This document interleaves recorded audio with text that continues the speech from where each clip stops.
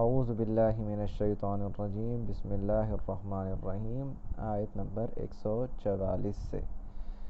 قد نرا، قد کا مطلب تحقیق، نرا ہم نے دیکھ لیا تقلبا الٹنا پلٹنا، اس کا مطلب یہ ہوتا ہے، لیکن اس سے مراد ہوتا ہے کسی چیز کی طرف رخ کرنا،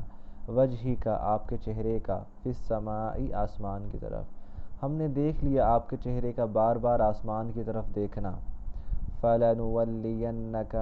تو ہم ضرور پھیر دیں گے، ولا یولی وہی ہے، لیکن اس کو جب صیغہ تاکید میں کہا جاتا ہے کہ ہم ضرور یہ کام کریں گے تو شروع میں لام لگ جاتا ہے، لَنُوَلِّيَنَّ آخر میں نون لگ جاتا ہے، تو ہم ضرور پھیر دیں گے قبلتاً آپ کے قبلے کو، ایسے قبلے کی طرف ترضاہا جس قبلے پہ آپ راضی ہوں گے، تو ہم ضرور پھیر دیں گے ایسے قبلے کی طرف جس پہ آپ راضی ہوں گے، فولی پس پھیر لو، وجہ کا اپنے چہرے کو، شطر کہتے ہیں ڈائریکشن میں، کی طرف، کی جانب، ہم کہتے ہیں نا مشرق کی جانب، تو یہ جو جانب ہوتا ہے نا اس کو عربی میں شطر کہتے ہیں، فولی وجہ کا شطر المسجد الحرام تو پھیر لو اپنے چہرے کو مسجد حرام کی طرف، وحیث ما کنتم اور تم جہاں کہیں بھی ہو، حیث کہیں بھی ہو، ما کنتم جو تم، فولو تو پھیر لو اپنے آپ کو، وجوہکم چہروں کو، شطرہ اسی ڈائریکشن میں، اسی جانب، وَإِنَّ الَّذِينَ أُوتُوا الْكِتَابَ اور جن لوگوں کو کتاب دی گئی ہے، لَيَعْلَمُونَ وہ یہ ضرور جانتے ہیں، أَنَّهُ الْحَقُّ مِن رَّبِّهِمْ کہ یہ حق ہے ان کے رب کی طرف سے، وَمَا اللَّهُ بِغَافِلٍ اور نہیں ہے اللہ تعالیٰ غافل، أَمَّا يَعْمَلُونَ جو عمل یہ کر رہے ہیں۔ ہم دیکھتے ہیں تمہارا چہرہ بار بار آسمان کی طرف اٹھتے ہوئے، تو ہم ضرور تمہیں ایسے رخ کی طرف پھیر دیں گے جس پہ آپ راضی ہو جائیں گے، تو پھیر لو اپنے چہرے کو مسجد حرام کی طرف، اور جہاں کہیں بھی ہوگے تم اپنے چہرے کو اسی کی طرف پھیرو گے، اور جن لوگوں کو کتاب دی گئی ہے وہ جانتے ہیں کہ یہ حق ہے ان کے رب کی طرف سے، اور اللہ تعالیٰ جو تم عمل کرتے ہو ان سے غافل نہیں ہے۔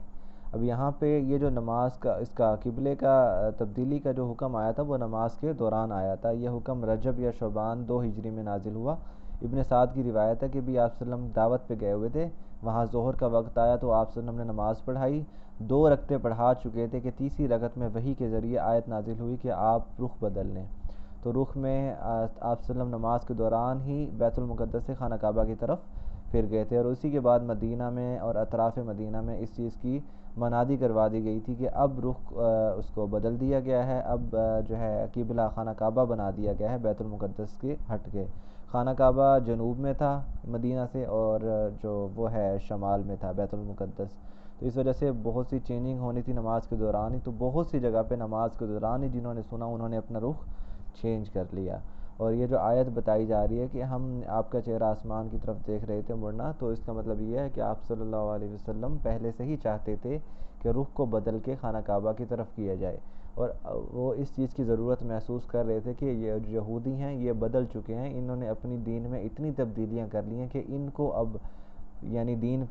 حق پہ لانا اب ان کے لیے آسان نہیں رہا، اب ضرورت ہے ایک نئی امت کی جو اللہ کا دین نئے سرے سے لوگوں میں غالب کریں، تو وہ اس چیز کو محسوس کر رہے تھے۔ فَإِنَّ الَّذِينَ أُوتُوا الْكِتَابَ لَيَعْلَمُونَ أَنَّهُ الْحَقُّ مِن رَّبِّهِمْ اور جن لوگوں کو یہ علم دیا گیا، جن لوگوں کو کتاب دی گئی یعنی قرآن پاک، وہ جانتے ہیں، جن لوگوں کو بھی وہ بھی دی گئی تھی تورات و انجیل، وہ بھی جانتے تھے کہ اصل میں پہلا جو رخ یعنی یہودی عیسائی تو حضرت موسیٰ کے دور میں بنے ہیں نا، حضرت یعقوب کا نام اسرائیل تھا، حضرت یعقوب کے والد حضرت اسحاق اور ان کے والد حضرت ابراہیم، تو حضرت ابراہیم نے خانہ کعبہ بنایا تھا، حضرت ابراہیم کے پوتے حضرت یعقوب کی اولاد میں سے یہ بنی اسرائیل بنی ہے، اور اس کے بعد حضرت موسیٰ کے دور میں انہیں تورات دی گئی اور ان کو بیت المقدس ان کا قبلہ بنایا گیا، تو یہ قبلے تو بعد کی بات ہیں، جو پہلے جو سب سے پہلے قبلہ بنا تھا حضرت ابراہیم کا تھا، ہم پچھلی آیات میں پڑھ کے آئے ہیں کہ حضرت ابراہیم نہ یہودی تھے نہ عیسائی،